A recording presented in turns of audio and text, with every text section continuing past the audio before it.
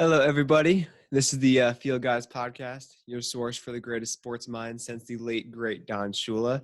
We are your hosts, Max Jensen and Cameron Curran, and welcome back to another installment of our Last Dance series, where we are reviewing the 10-part ESPN docu-series that's come out about the 90s Bulls dynasty, focusing on Michael Jordan.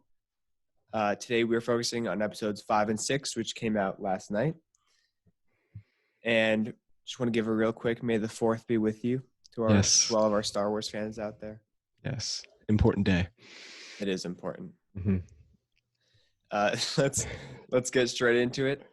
The first thing we wanted to talk about was that 92 NBA Finals, which was the Bulls' first attempt at back-to-back championships. It was Jordan versus Clyde Drexler, which seemed at the time to be a pretty intense matchup. And people weren't quite sure how it was going to go. Obviously, in retrospect, it's easy to see who the more dominant player was. But at the time, it was a little bit more intense. So Michael Jordan was talking about how he was offended that they were even being compared and that they were even within relation, and he was bringing it upon himself to show everyone that he was leaps and bounds beyond Clyde Drexler, who, by the way, is a fantastic basketball player. So true. It's funny to see this kind of reaction when you're being compared to another fan, like when you're taking comparisons to other Hall of fantastic Famers. players, right? It's interesting that you kind of take it as offense. Obviously, Michael Jordan is in a category that is completely separate from Clyde Drexler, but it's still funny to, especially when you're only 8 years into the league, to already be offended to be called or to be compared to other greats. Yeah. And that's just who Michael Jordan is. Like, I think later in the doc, they were showing, I think it was the Dream Team, and a reporter asked him, like, who would you want to have the ball in your hands for the last shot? And he's like, man, come on. It's me. That's easy. Yeah. That's just sort of his personality. Like you said, in retrospect, it's really easy to see where he's coming from. And, I'm not from that era, so I don't know if it was ever really a debate or close, or if it was, just sort of a storyline they were trying to create for a finals. But it's easy to agree with Michael Jordan now, and I actually kind of like that about him, that he used that as sort of like motivation, and it definitely worked out for him. It's just interesting, even if you're you feel slighted by drawing comparisons to players that you feel you're better than. It's still interesting to see that amount of motivation drawn from that. Obviously, if you're being compared to players who feel or who are brand new to the league or who don't perform well, that you can see drawing huge motivation from and think to yourself, wow, I can't take, like, this is just criticism. But even if you feel like those aren't fair comparisons for yourself and that you deserve more, to still see the kind of drive, it's almost like they called him bad at the game. They, like, to him, it seemed like they said he's fine, and that's not what they were saying. So it's funny to see him draw this huge amount of fire from taking a decent comparison. And I think later in the episode, he was talking about how he had an addiction not to gambling, but to competition. So I think that this is just Michael Jordan being Michael Jordan. I think this can relate to, like, all the greats in sports. Is just you have that place in your mind where you just say, F this and F everybody else, I'm the greatest of all time. Kobe had it, Brady has it, Michael had it. It's just, there's a certain level that other people can't get to mentally that only a few people have. For sure. Another thing I thought was interesting about the finals, and I didn't really know this, it looked like Magic Johnson was calling the games, or at least helping. Yeah. Obviously, he wasn't playing at the time, but I think that's pretty cool. We don't see this a ton where players are in the broadcast booth like while We, they're still in their careers. we see, I feel like we see the NFL try to do it a lot and they always fail, like Yeah, tragically. yeah. So I just had never seen that. I thought that was kind of interesting. And then something that we both found interesting and we didn't like it very much. Jerry Krause, My boy, after, Jerry. yes, our boy Jerry, after he won the championship, he got interviewed, and all the champagne was flowing. He was holding the trophies, like, man, this organization is great. It's all about the organization, man. This organization, like he said that word probably like 50 times in like one Yeah. sentence. Um, It's, it's so frustrating. it is. And it's easy to kind of see where these tensions starting arising from. Um, it's when players don't get credit, because I feel like players at the apex of what they want is is gratification. They just want to be respected. If they walk away from the game with $4 million in their pocket, but they're considered one of the all-time greats, they're fine with that. And for Jerry Krause to come out there and say that he feels that he's the entire reason that this team can do this is it. I mean, I wasn't even on the team and I was bothered by it. Yeah, me too. Who's the I can't believe I'm blanking on his name. The Cowboys owner, Jerry Jerry Jones. Jones. Yeah. I was blanking on his name for like half a second. Um, but he almost reminds me of Jerry Jones, just in the way where he's not part of the team and he's not even part of the coaching staff, but he still feels like he is what you think of whenever you think of the Cowboys. When you think of Cowboys, you don't think of Dak, you don't think of Mike McCarthy. Obviously, he's a new coach, but Yeah, you think it's Jerry of Jones. Jerry Jones and then Zeke, like Hmm. shortly after. But Jerry Jones is the first person you think of, and he's done a very good job of putting himself in that front and foremost spot. And so I think it's funny to see how those things have translated and I think, how you can draw those similarities. yeah, and I think you're onto something. I think in an ideal world, sort of the front office is there, but it's not super involved. So, like you said, when you think the Cowboys, you think Jerry Jones. When you think of the Redskins, you think Dan Snyder. Those are two not so great things. And one thing I love about the Nationals and Mike Rizzo is he'll he'll take credit, but it's not about him. It's about the players. And I think that's really the most important thing as a GM is, okay, I'm going to set up my roster for success, but it's always going to be about the players. Yeah. I think that's a constant you see throughout every great team.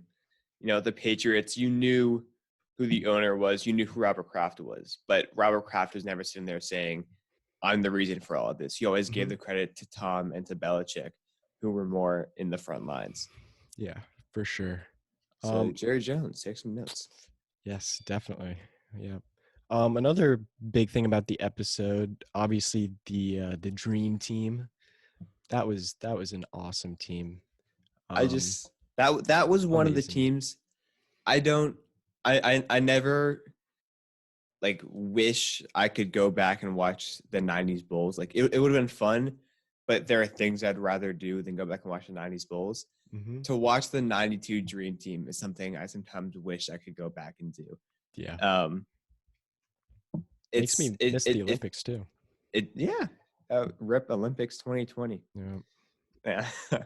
um but it feels like one of those once in not even a Generation. generation, once in like a millennia kind of thing that Hmm. that gets put together, and you don't really see all-time greats coming like that together. I mean, the teams they put together nowadays, like in 2016, and probably the one that was going this year, they're obviously fantastic players and fantastic teams Yeah, stacked they're with a gonna lot do of well. talent, but you don't see like 5 future Hall of Famers on the floor together at one time. Yeah. Um, what would be sort of? Do you have like a dream team of what would you do now? Um, I sort of have, my 2021 dream team. They're not going to do this. A lot of the stars, don't do this anymore, which You is mean you mean a shame. you mean Um, stars like or like players that are currently yeah, playing like now or if like you could have like a starting five of literally anyone in the NBA. okay, I'll go while you think. okay, So at point guard, I'd put Steph Curry. agreed. At shooting guard, I'd put Harden. Okay. At one of the forwards, I'd put LeBron, of course. Okay. At forward, I'd put Giannis, and I'd throw AD at the center position. I think I'd go a little bit more small ball than you. Yeah, I wanted to throw Kawhi in there, but I wanted a little bit of Kawhi size. too. My issue is I feel like Durant and Kawhi are more individually deserving than Harden and AD, but Okay. it's kind of hard to put together a lineup of Curry, Durant, LeBron, Giannis, and Kawhi Yeah. Yeah. because that's at that point it feels like you only have 4 forwards and a point guard, which is weird. Hmm. Um, I mean, all of those players are obviously well suited to play positionless basketball, but I feel like you Yeah. still need a little bit more diversity in there. I agree. I think Curry needs to be on there. For sure. LeBron needs to be on there. That's a given. Yep. If Durant is healthy, I think he needs to be on there. Yeah. We're given like dream scenario. Everyone's healthy. Everyone's willing to play. Everyone's healthy. All So right, you got I'm gonna go Curry, LeBron, Giannis. I think Giannis currently, in terms of just raw talent, is I think he's the best player in the NBA right now. right. I Right. love Giannis. He's just Yeah. an absolute freak of nature. One thing I was looking at Giannis the other day. I didn't realize he has two other brothers in the NBA. I knew his younger brother was either like in his senior year of high school right now or like his like freshman year of college. But I didn't know he had 2 in the He's NBA. got one on the Bucks with him and then another on the Lakers. That's Really? crazy. That I was family. not aware of that. That family's insane. A talented family. Um And but then oh yeah, go ahead. I feel like I gotta if I put Durant on there, I can't put Kawhi as well. I I don't know know. it's tough. It's tough. You It's can't tough. really go wrong. You can't really go Yeah, wrong. that's true. If I mean they're gonna win gold either way. There's no way Serbia is stopping that group. Yeah. But something interesting, so I guess Isaiah Thomas was a big player at the time. He's one of the greatest in the league at that time. He wasn't picked for the roster. Um, and it was speculated because he sort of had a thing with Michael Jordan. Yeah, But the thing was is he sort of had a thing with like with everyone everybody. on the team. So Yeah, like it was probably him. Like that he's doing this to himself, I think. I mean he was. I mean Yeah. even Michael said that. Like Michael said that to him, Isaiah is the second greatest point guard of all time. Hmm. So, and especially at this time when Isaiah is like just coming off of those 2 titles in a row, and he's still one of the most talented players in the NBA. Hmm. It's obviously he wasn't left off because of his talent or because of his decline in ability. There were other reasons he was left off. He was better than some players on that team. Yeah. Um, but I think Jordan made a good point where if Isaiah is on the team and none of them are talking to each other, they're not a dream team. They're just a bunch of really good basketball players together. Yeah. And And I first of all, I'm going to take Jordan over Isaiah Thomas. Sorry. Like yeah. if like if you're going to ruin everything, like he wasn't valuable enough to make the risk. I you got to go in even before thinking about Isaiah Thomas, expecting there's no chance we lose gold with this. Yeah. There's like none. So why risk making the team worse just for a few extra points a game, you know? Yeah, and they looked like they were just having fun too. Yeah. The practices looked really intense, but like fun. Um, but one thing that surprised me, their biggest competition was Croatia, which I thought was interesting. Croatia. And it may be partly because they had Tony Kukic. I think that's how you Coach. say it. Yeah. I But feel that bad was for him. also an interesting storyline where he was drafted by the Bulls, but he wanted to stay in Croatia. He didn't want to leave so quickly. Um, but Jordan and Pippen were like, "Hey guys, let's beat him. You know, Yeah, put him I in his felt bad place." for Tony. Yeah, and like he was a good player, He but was. they he was going up against two of the all-time greats. Um, Who were also out for blood. yeah, so that was fun to watch though. I Oh, felt bad for him though. by the way, in the World Cup, were you Croatia or France? Croatia, Yeah, I was too. I was going hardcore Croatia. for sure. I just felt like they never won anything. They deserve something. Exactly. See, they Yeah, lost to the US lost. team. They lost, yeah. So we got two finals in this episode. Obviously the 92 and the 93. They went back to Yep. back to back. And this time they played the Knicks, who were probably their most physical matchup since the Pistons. I thought it Yep. was super physical. And then this time the storyline was Jordan Barkley. And Barkley did an interview and he said, up until that point, he felt that he was the best player of all time Yeah. until he met Jordan. I feel like, come on, Barkley. Like, So yeah, no, it was the Knicks in the Eastern Conference Final, well, that right, and then yeah, and then the right, Suns in the final. But both matchups seemed relatively physical. Obviously, the Knicks were significantly more physical, but right. they both seemed like hard fought. There was the Suns game that went into triple overtime. Mm, They didn't even cover that one. There was a game that went into triple overtime, and that was kind of just like, hey, there was this game that went on for 12 years, yeah, they really and steamed over it. that was there was so much to unpack in that one little piece that it wasn't a thing that they felt was necessary, and it felt overall like a pretty important game in terms of the overall dynamics of the championship. Yep. And I feel like these two championships being shown in these two episodes and everything that was there to unpack within it is part of what makes I felt like these two were the best episodes so far, Hmm. because I feel like one and two were kind of the preliminary introducing you to the situation and the players and the team and the tensions that were surrounding it. I felt like three and four were kind of starting to unpack it, starting to see the relationships unravel, starting to see some of those inner connections.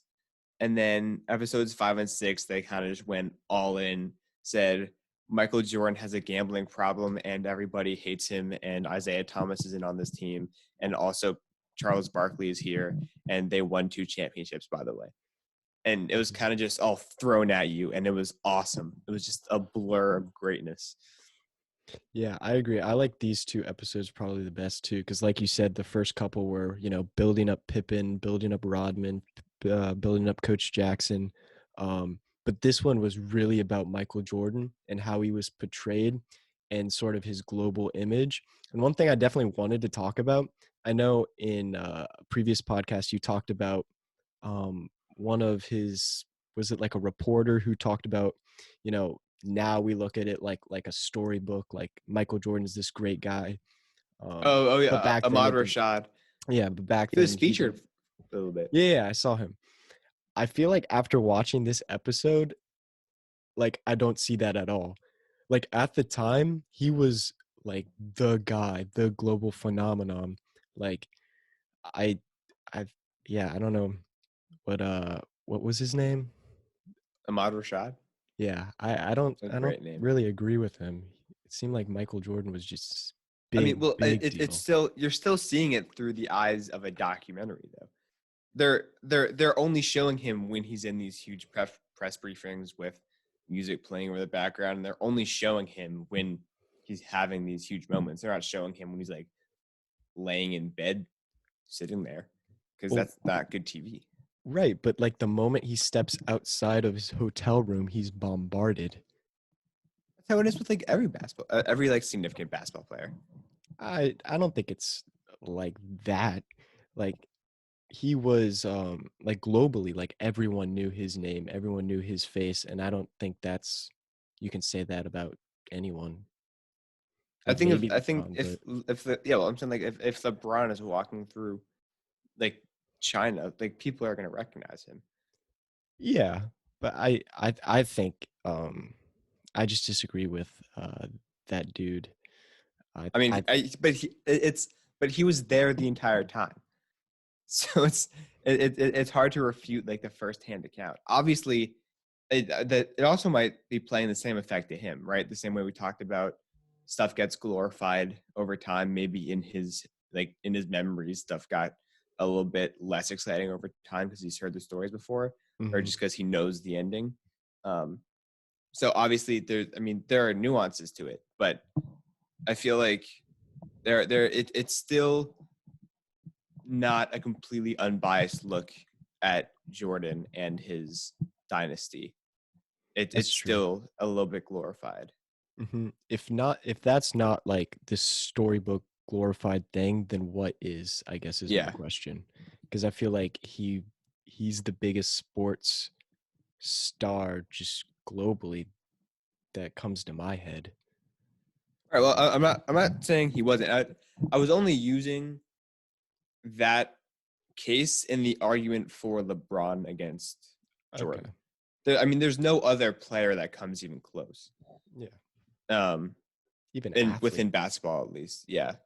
Maybe like Muhammad Ali, right, Right. is the only other person.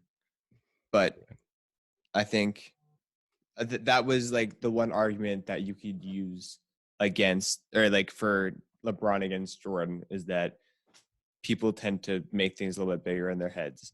But obviously no one's using that to argue like Harden against Jordan or anything. Hmm. That's true.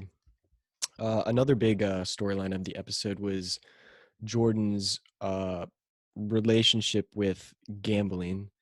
Um, there Money. there were some crazy stories about how they'd play cards on the plane for like thousands of dollars, and then there'd be a whole separate group of guys in the front of the plane playing for like a couple dollars, and then Jordan Yeah, would be yeah, like, "Hey man, can I jump in?" And be like, "Why do you want to get in? yeah, So yeah, I yeah. can take your money, put your money in my pocket." Like that's Michael Jordan. That I, was f- I, awesome. for, I forget who it was that made the point though that like by that point if Jordan was betting $10,000 it wasn't a problem. Like Yeah, it's like a he dollar had for us. plenty of money, right? Mhm. So it's funny how people will like jump to these conclusions because the media made a field day out of it when it first happened, and then it went on for a really long time, and eventually people started to realize, oh wait, he's a trillionaire. Right. So it doesn't like if Jeff Bezos went out and we heard that he was betting $30,000 or whatever, we'd be like, yeah, probably. Yeah. I feel like it was made into a bigger deal than it needed to be. Um, Yeah, like obviously gambling excessively is not great, but he was like uh doing it with golf and cards, and I just don't see that as a huge problem. yeah. And I think they're almost like fishing for anything that could sort of bring him down because he was just this textbook guy that just really didn't mess up. He didn't have too many, issues. Um, Well, I so mean that's what you do when the person is the greatest of all time. yeah, It's you look for a story to try and make people mad. right. That's kind of the media's job is to get views and to get attention and to get people to buy their papers. So if you're the first one who can report, hey, Jordan was betting a bunch of money at the golf course the other day, then people are going to buy your papers. That's just kind of what you're subject to, I feel, as a main sports or celebrity figure in today's world, which it might not be fair, but logically it makes sense. Like, did you think people were just going to not pay attention to you?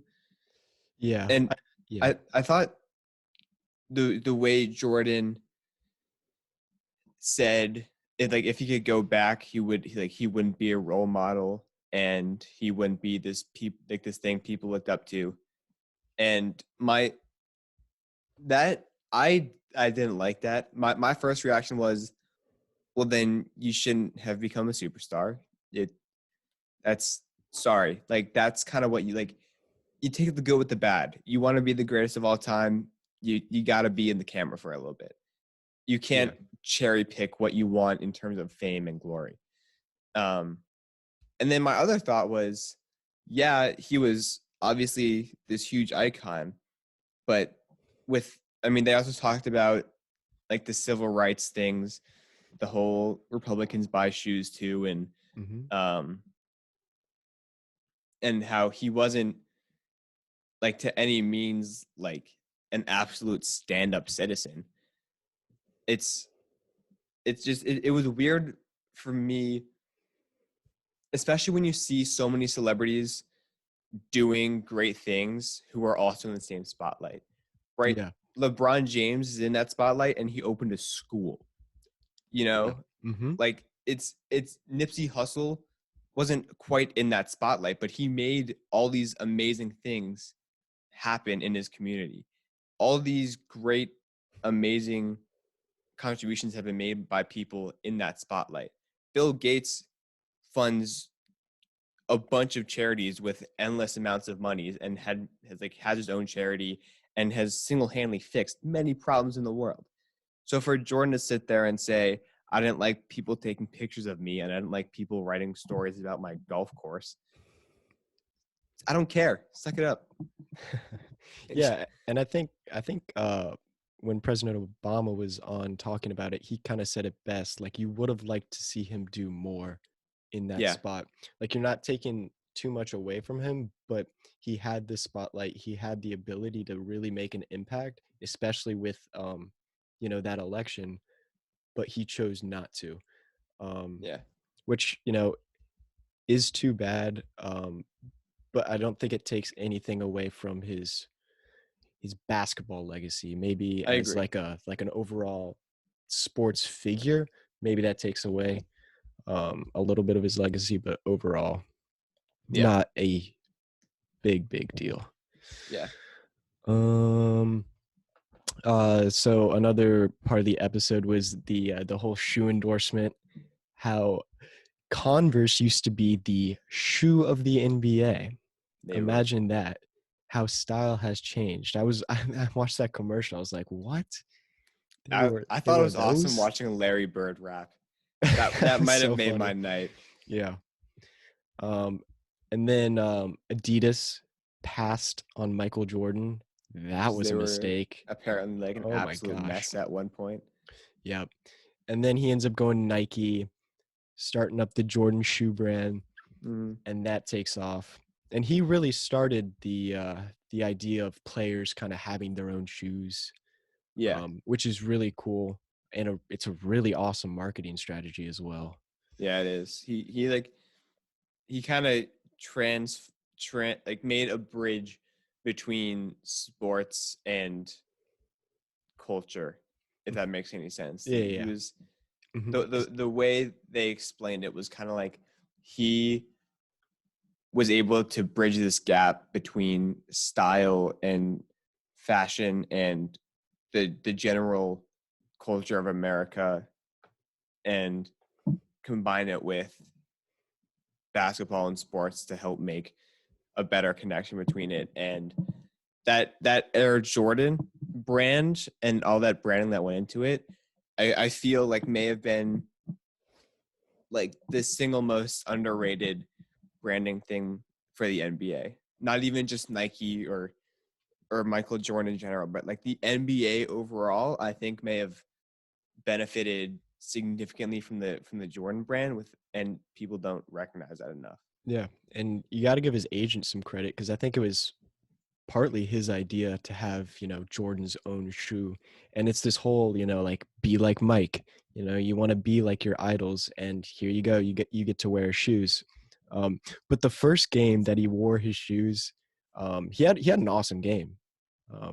But he doesn't have many bad games, so the That's odds of true. that happening are pretty high.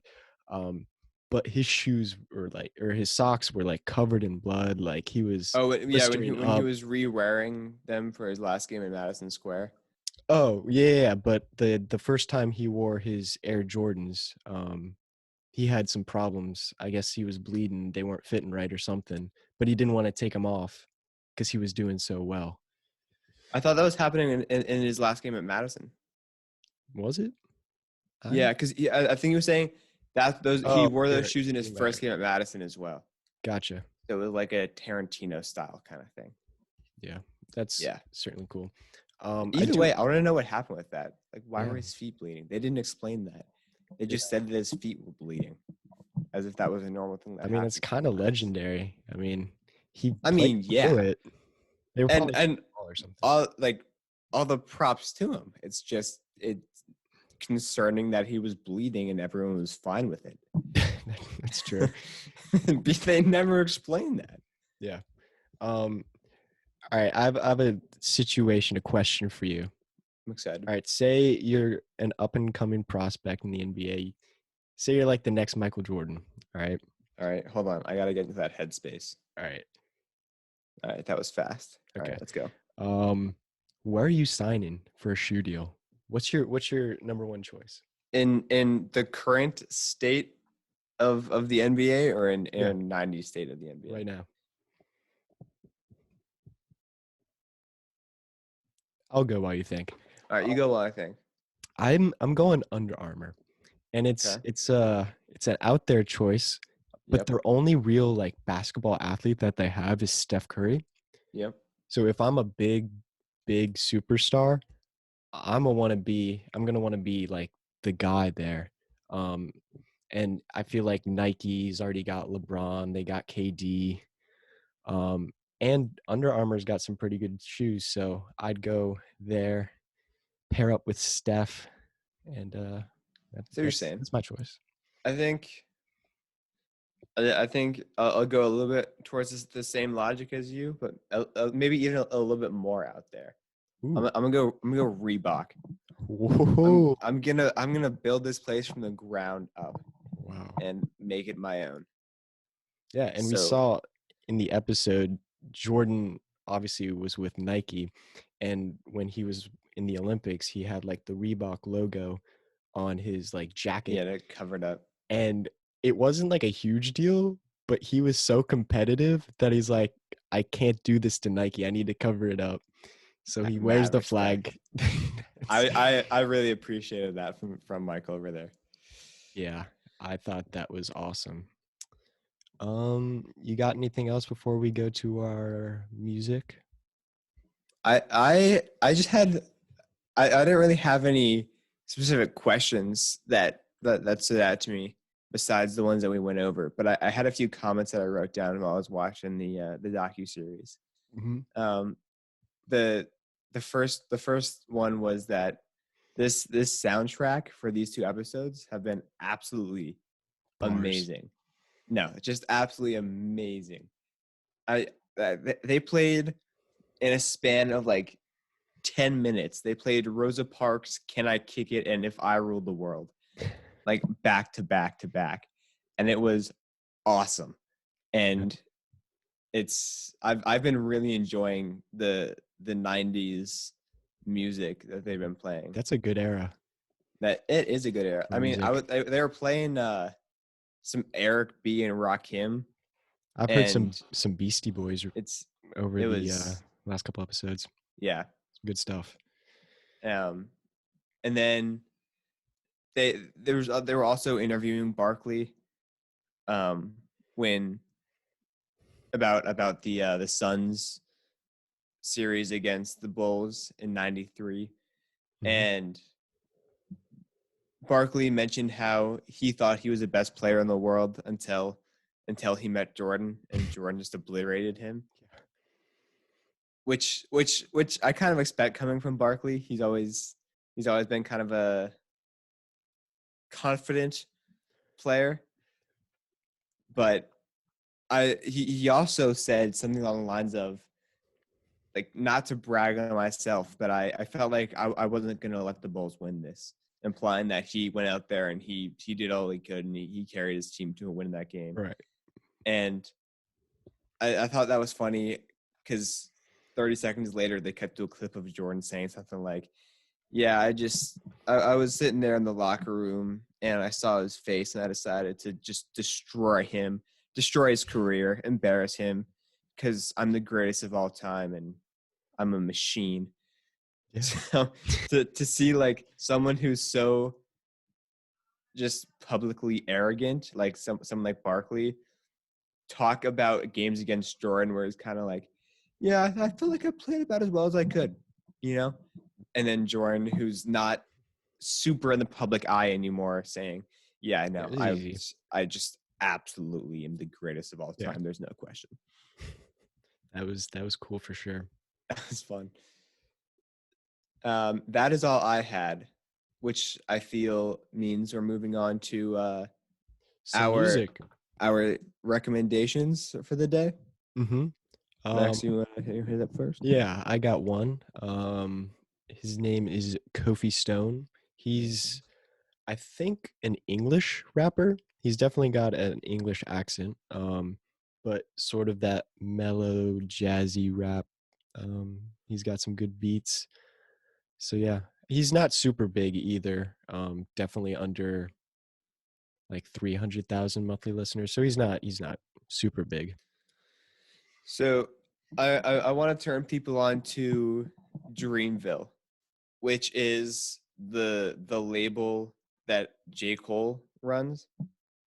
Or maybe not runs, but he's the head of it. Mhm. And it's artists like J. Cole and Earth Gang and Jid and all those people. And what they ended up doing, by the way, all fantastic artists separately. I think Boz is also on there. All fantastic artists separately. And they came together and made an album, just all of them together, and each song has like 6 different artists on it, and it's fantastic. And they had an initial release, and then they released like a deluxe album with like twice the amount of songs, and it is just the second one, the added songs. The first one is good, but the added one, the added songs in the second one are, it's almost 100% success rate. It is absolutely outstanding. So if you're into artists like Jid or J. Cole, or those kind of mellow, lyrical wordplay kind of styles, then that is a fantastic album and conglomerate to check out. Yeah, and that actually reminded me. I listened to this. I'm sure I'm like super late to the party. But Ed Sheeran released this album last year called the Collaborations Project, and he's just got like stuff with everyone, like Khalid, Camila Cabello, Cardi B, I know he had one Chance with the Eminem, Rapper, right? Eminem, Justin Yeah, Bieber, I 50 think I've heard the Cent. Eminem one, but I haven't heard the Yeah, other ones. that one's really good. But I just listened to it. I think it was yesterday, for the first time, and I All thought the way through. awesome. Yeah. Hmm. I Nice. liked pretty much all of them.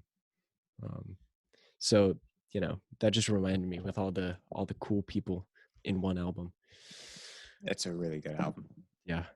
But I think that about wraps it up for Yep. now. We'll see you guys Sunday. It'll probably get released Sunday, our next episode. Yeah, the sounds about right. Mm-hmm.